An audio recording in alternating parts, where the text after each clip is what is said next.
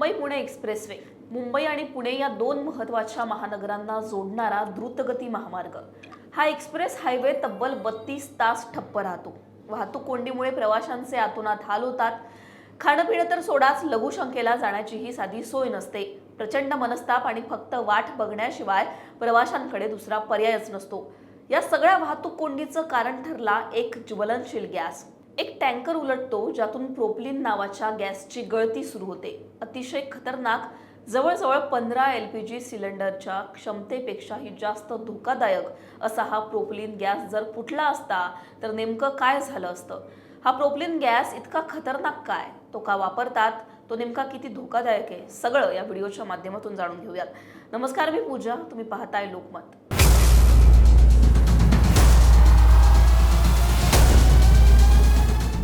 Mumbai Pune express हायवेवर बोरघाटातील आडोशी बोगद्याजवळ मंगळवारी संध्याकाळी प्रोपिलीन गॅस घेऊन जाणारा एक टँकर उलटला।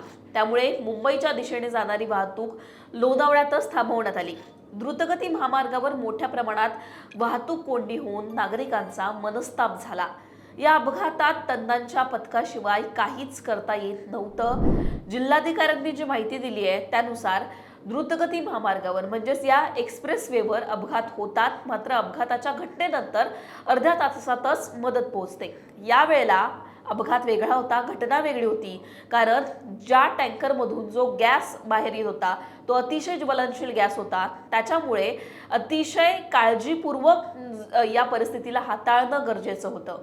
त्यामुळे प्रशासनाला तिथे काहीच करता येत नव्हतं। त्यासाठी तज्ञांच्या पथकाची गरज होती। हे पथक आल्यानंतरच अतिशय काळजीपूर्वक हे काम करण्यात आलं अशी माहिती तिथल्या जिल्हाधिकाऱ्यांनी दिली आहे। आता MEC इलेक्ट इंडस्ट्रियल सर्व्हिस कंपनीच्या तज्ञ पथकाकडून या टँकरमधून गॅस बाहेर काढण्याचं काम करण्यात आलं। प्रोपिलीन गॅस नेमका काय आहे, तो किती धोकादायक आहे, या संदर्भात या सगळ्या प्रश्नांची उत्तर जाणून घेण्यासाठी आम्ही बोललो MEC इलेक्टचे कार्यकारी संचालक ज्ञानेश दिवेकर यांच्याशी। त्यांनी नेमकी लोकमतला काय माहिती दिली आहे या प्रोपिलीन गॅस विषयी तेच आपण जाणून घेऊयात। ते असं म्हणाले की प्रोपिलीन गॅस टँकर सुरक्षितपणे हटवणं हे अतिशय धोकादायक काम ठरलं होतं। प्रोपिलीन गॅस हा अतिशय धोकादायक गॅस आहे। टँकर उलटल्यामुळे 3 ठिकाणी गळती लागून हा गॅस बाहेर येत होता। 21,000 किलो गॅस या टँकरमध्ये होता, म्हणजे जवळपास 15 LPG सिलेंडर।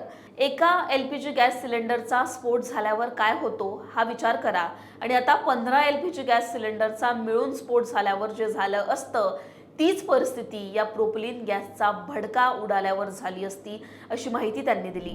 प्रोपिलीनची किमान स्फोटक मर्यादा म्हणजेच LEL केवळ 2% आहे। म्हणजेच काय, जर हवेमध्ये या वायूचं, या गॅसचं अत्यल्प प्रमाण जरी मिसळलं तरी मोठा स्फोट होऊ शकला असता।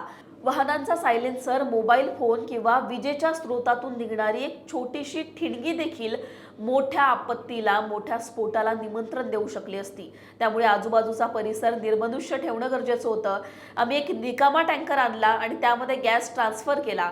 हे काम व्यवस्थित होणं गरजेचं होतं, नाहीतर मोठा धोका होता। त्यामुळे इतका वेळ लागला, 32 तास वाहतूक कोंडी झाली अशी माहिती ज्ञानेश दिवेकर यांनी दिलेली आहे। आता प्रोपिलीन गॅसचा वापर कशासाठी होतो ते सुद्धा थोडक्यात जाणून घेऊ।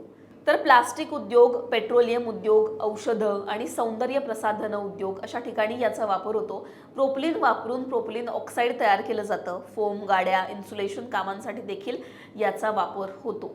अतिशय ज्वलनशील, अतिशय धोकादायक असा हा प्रोपिलीन गॅस होता, आणि हाच गॅस घेऊन जाणारा टँकर जो आहे तो आडोशीच्या बोगद्याजवळ बोरघाटामध्ये उलटलेला होता, आणि समोरच जिथे हा टँकर उलटला तिथे टनल होतं। त्याच्यामुळे या टनलमधून हा गॅस लवकर डायल्यूट होत नाही।